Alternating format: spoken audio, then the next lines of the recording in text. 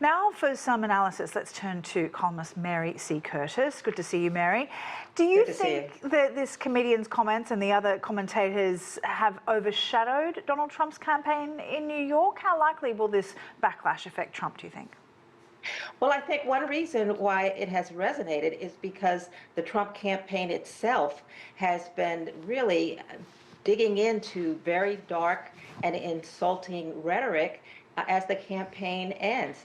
This is his closing argument, and this is what he's supposed to be getting voters to come out and vote for him. And we see that, that is why people are really reacting to it. All of the speakers really indulged. They were personally insulted Vice President Harris, and Rudy Giuliani insulted Palestinians, pretty much saying that they were terrorists from the time they were children. And this just fit right in. Trump himself doubled down on talking about American citizens and Americans who oppose him as being the enemy from within. And that's why I think this comedian's remarks really hit hard. Now, the Harris campaign calls the comments dangerously divisive, though, in some ways is using derogatory and race-baiting remarks a way of Trump propelling his campaign forward, given his voter base.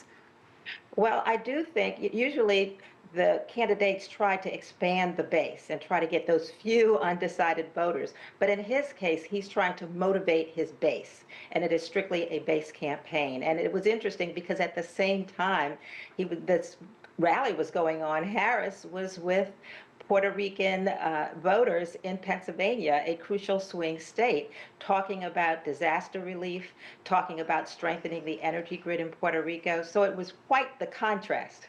Now, how about early voting? How much does mail voting impact elections, and how so has it in the past, especially according to strategists at the moment? Republicans are voting early by mail in record numbers. Should that unnerve Democrats?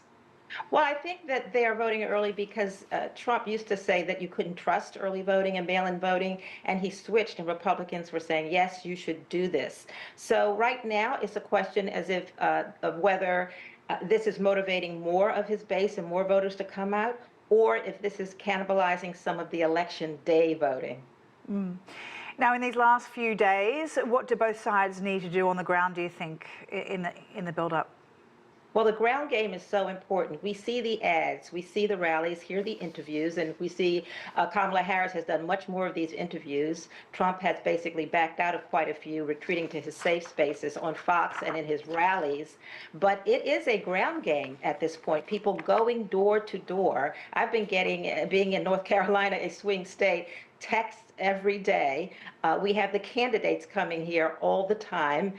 Former President Barack Obama was in North Carolina on Friday. We have Tim Walz, Governor Tim Walz, the vice presidential nominee for the Democrats, coming to North Carolina where early voting has started. So right now, it's just basically a turnout election. We're about to do a report on climate change and the shift that could potentially happen if we see a change in the White House. How much do you think that voters think about climate change when they go to the ballot box, especially after the two devastating hurricanes that hit Florida and the Carolinas? I think they're thinking about it a lot more. In the case of North Carolina, it was an inland storm.